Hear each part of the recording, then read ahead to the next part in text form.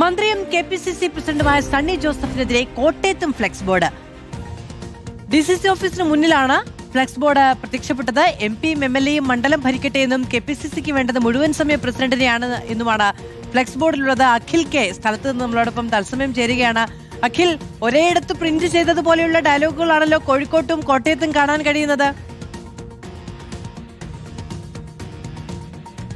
നമുക്കറിയാം മാധു, ഇത് ആദ്യമായല്ല ഈ ഫ്ലെക്സ് യുദ്ധം തുടങ്ങുന്നത്. തെരഞ്ഞെടുപ്പ് സമയത്തും അതുപോലെ തന്നെ മുഖ്യമന്ത്രി ആവാനൊക്കെ വേണ്ടി ഒരേ വാചകങ്ങൾ ഒരു പ്രിന്റിൽ ഒരു പ്രസ്സിൽ അച്ചടിച്ച പോലെ ഒരുപാട് ഫ്ലെക്സുകൾ നമ്മൾ കണ്ടതാണ്. ഇതും അങ്ങനെ തന്നെയെന്ന് പറയേണ്ടി വരുന്ന ഈ കാണുന്നതാണ് KPCCക്ക് വേണ്ടത് മുഴുവൻ സമയ പ്രസിഡന്റ്, MP-യും MLA-യും മണ്ഡലം ഭരിക്കട്ടെ, കോൺഗ്രസിൽ ഒരാൾക്ക് ഒരു പദവി എന്നുള്ളതാണ്.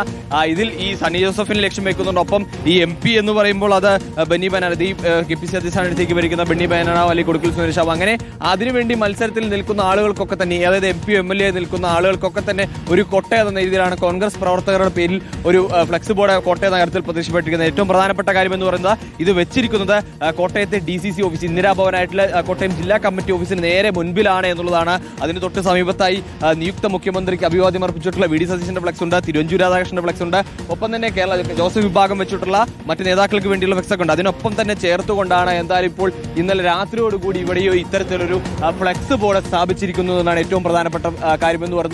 മാധു സൂചിപ്പിച്ച പോലെ തന്നെ മറ്റ് കോഴിക്കോടൊക്കെ പ്രത്യക്ഷപ്പെട്ട സമാനമായ അതേ വാചകങ്ങൾ എഴുതി വെച്ച് ചിഹ്നം, കൈപ്പത്തി ചിഹ്നമുണ്ട്, കയ്യ് വലിയ രീതിയിൽ അവിടെ വലുതായി ആലേഖനം ചെയ്തിട്ടുണ്ട്. അവർ ത്രിവർണ്ണ നിറത്തിന്റെ ഒരു ബാക്ക്ഗ്രൗണ്ട് ഒക്കെ കൊടുത്ത് നല്ല ഭംഗിയിൽ അടിച്ചു വെച്ചിട്ടുണ്ട് എന്നുള്ളതാണ്. അതിൽ കൃത്യമായി അത് MLA-യും MP-യും വേണ്ട എന്നൊക്കെ പറഞ്ഞ്, അതായത് ഒരു പ്രതിഷേധം രേഖപ്പെടുത്തുകയാണ് എന്നുള്ളത് തന്നെയാണ് കോൺഗ്രസ് പ്രവർത്തകർ ഇതിൽ. അതായത് ഫ്ലെക്സി യുദ്ധം, മുഖ്യമന്ത്രി തീരുമാനവും അതുപോലെ തന്നെ സ്ഥാനാർത്ഥി നിർണയത്തോടുകൂടി ഒന്നും അവസാനിക്കുന്നില്ല കോൺഗ്രസിനുള്ളിലെ ഫ്ലെക്സി യുദ്ധങ്ങൾ എന്നുള്ളത് തന്നെയാണ് ഏറ്റവും പ്രധാനപ്പെട്ട കാര്യങ്ങൾ. അതിങ്ങനെ നീണ്ടുപോവുകയാണ്.